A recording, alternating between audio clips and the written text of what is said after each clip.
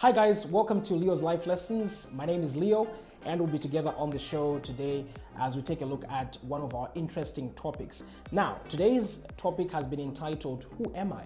That's the question that we're asking ourselves. And it's a question which a lot of us through our lives will always ask ourselves. Wherever you are in this world, you always ask yourself the question, who am I? What is my purpose? What am I here to do? And sometimes people never really get the answers that they're looking for. But today we're here to guide you onto how you can get to know a little bit more about yourself, what you're about, and who you are. Now, a disclaimer we always give is that Leo's Life Lessons are not written in stone as the only solution to finding out problems of this world. They are just but a means to an end, and we always add some Christian principles because I indeed am a Christian, and I'd like to make sure that you also know a lot about that. Now let's dive into it. As I mentioned before, my name is Leo and I've been through life in different experiences. I've lived in two different countries for many years, in Botswana and in Zambia. Growing up in Botswana for over 20 years, and I did most of my school right here in Zambia.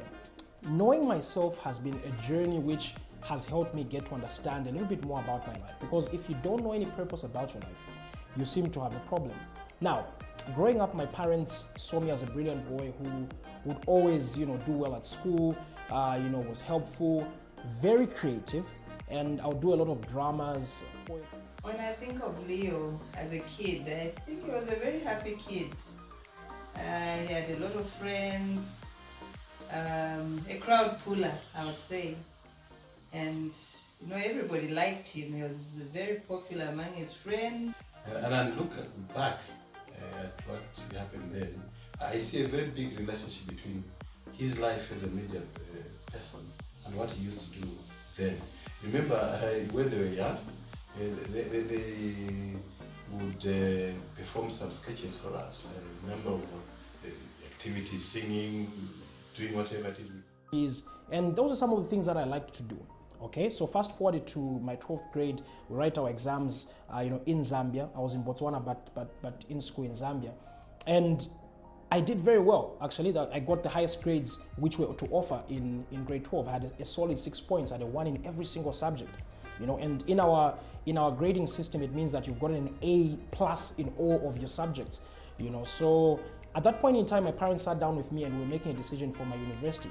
So that was the first time that I had a frank talk with my mom and dad. So they asked me the question, what do you want to do going forward? So I tell them what my heart has been desiring, and I say, listen, mom, dad, I want to go and do media studies because I love being in front of the TV. I love dramas. I've been doing this for so many years growing up. And my mom and dad say, we love you, we respect you, but are you sure seriously in Zambia you can make it doing these media things? Come on, look at the media, it's not doing too well, So why don't you do, computers? You're good at computer science. So I said, okay, so there I did, got my butt, I went to Cobalt University, did the application form. I was praying that I shouldn't be accepted, but unfortunately I was accepted, or fortunately for me, I was accepted. There I went to the Copper Belt in Zambia, first time in my life, and I started the school. Now fast forward that as well, I completed my education, and I'll be honest with you, for those who were in school with me, who were my classmates, it was hard. For me, little boy genius Leo Deniro now was struggling for the first time in his life. And why I was struggling is because that was not my calling, not my purpose whatsoever. So I graduated, got my degree, and from there started applying for jobs. Couldn't get a single job in the IT business, but I had the papers from the university. Got to a radio station and got to a TV station, ZNBC, applied there, to get to be presenting. Also wanted to work at a radio station. Surprise, surprise, I got both jobs and I started working there. And that was like over 10 years ago. And let's fast forward to my life right now. I've never, ever really sat in an office just as an IT guy full time. And all these years I've been making money just from the vision and the passion that I had initially when I sat down with my parents to tell them that I want to do media studies. That's quite interesting to see that I never thought it would go very far. But looking at him now, I'm so excited that he's going on to live his own dream. When you see at what he does now at a bigger stage, more refined, there's such a big relationship to what he was doing the boy, and now we just need to see it. Yeah, so What am I saying? In your own personal life, there's always something that you'll be good at that you will not struggle at. So that is one of the things you need to focus on, and you need to do so well. In our education system in Zambia, when you're done with grade 12, a lot of times we have different results. Some will do biology, physics, chemistry, accounts, and all these things. You would notice that you'll be good at some things and other things you'll not be that good at. Now, at times you will need to use that as a method to teach you that this is where you need to go. Unfortunately, a lot of us don't do that. We just go with what society is telling us. No, the society says that accountants or engineers are doing well, so you jump into engineering not knowing that there's mathematics, which you never did well at, and you find yourself failing, and you're disappointed, you quit, and you are lost. I'll take a look at WWE wrestling. I love wrestling like no man's business. I've grown up with wrestling. We watched it as a family, and I loved all the wrestlers from the 80s, 90s, to the 2000s. And there was one factor that remained there: Vincent Kennedy McMahon. Please welcome the chairman of WWE, Mr. McMahon. Man. Now, I'll tell you his story quickly. Now, when Vincent Kennedy McMahon was younger, he would look at his dad's way of doing things and he said, I think there's a way we can do it better. So he told his dad, let me buy the business off you and let me see if I can make it work.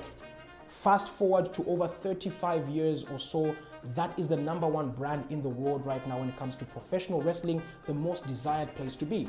He had the passion. He participated every single year in some of the skits that they'll do. He would travel with the countries with them. He would do the voiceovers. He would be part of what is going on. And wrestlers today will still say that he's one of those people still motivated to do what he does. He's making millions and millions of dollars. He's one of many examples. I'll talk about Bill Gates, who loves computers. He's doing well in computers as well. You need to be able to find what you love and make it work for you. Let me bring it home to Zambia. One of my very good friends and one of my mentors is Chilulemba. He lived in Zambia for so many years, left the country to go to South Africa, became a voiceover artist, and the rest is history. You hear him on DSTV, you hear him on every advert there is in Zambia and abroad. How did the guy do it?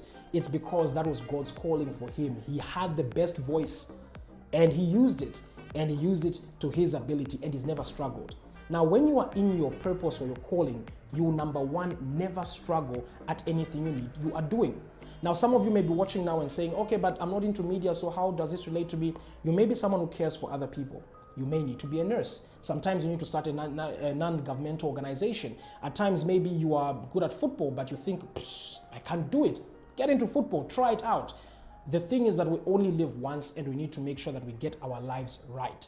Now, another very big factor, apart from you having something that you easily love, is #2 for me, is if you are a believer. It says that he has plans to prosper you, to grow you, and not to harm you. When he formed you in his womb, in your mother's womb, he already knew the purpose that he had for you. So when you connect to your maker and your creator, it becomes more clear to you what you must do. Don't look too far. Just look around you. People who are around you, who talk to you, people who you interact with, the situations you find yourself in, all those are leading you to your destiny, because there's nothing that happens accidentally. Everything happens for a purpose. So even for you today, whatever you do, if you're good in business, you're good at school, selling iftumbua to your friends and all that, think about it. You may just be the next biggest business person. Dive into that, try it out, and you can see how it actually works for you. If you need a little bit more inspiration, check out on the screens right about now. We have something from Chilulemba, as I mentioned earlier on, a book he wrote called Finding My Voice. You can buy it, get to enjoy it, and it can teach you 1 or 2 things. A person who is never consistent at anything will never be good enough. Sometimes you'll be the most talented football player. If you do not practice, you won't be as good as the other guy who's going to come and have a long career. I do accept and understand that we're in a third world country, that is Zambia, and things are hard. Some of you may even disagree to say, okay, my talent or my desire is to be selling carpenter, but can I sell carpenter and feed my family the whole time and take my kids to university? It may not do that for you initially, so you might have to get yourself a job. But at the same time, what I'm saying is that never die on your dreams. Make sure that your dream is close to you, because sometimes you use other sources or other avenues of income to lead you to your dream. Sometimes what you need is capital. So when you are able to, do other jobs, put things together, they'll bring you to get the capital that you actually want. And lastly, in conclusion, I would want to tell people that it is important for you to always commit yourself to prayer, commit yourself to God, because God is the one that guides you. I'm a person that loves the Lord, and I love praying. I love seeking the Lord, reading His scripture, because I know that my destiny is always defined in the scripture that we read, and God is able to, speak great and mighty things unto my life. So, guys, thank you so much for joining me on this episode of Leo's Life Lessons. We want to hear from you. Like our Facebook page, that's Leo Deniro. Get to my personal page, Leo Deniro Mutumwenu, or you can also get to my YouTube channel, Leo Deniro Mutumwenu. Thank you so much for joining me. God bless you all, and we shall be seeing each other in the next episode. It's been Leo Deniro right here, and we hope that you've had yourself a great time. Be blessed, stay safe. Remember, wash your hands, social distance, put on a face mask, and most of all, stay at home to prevent the spread of COVID-19.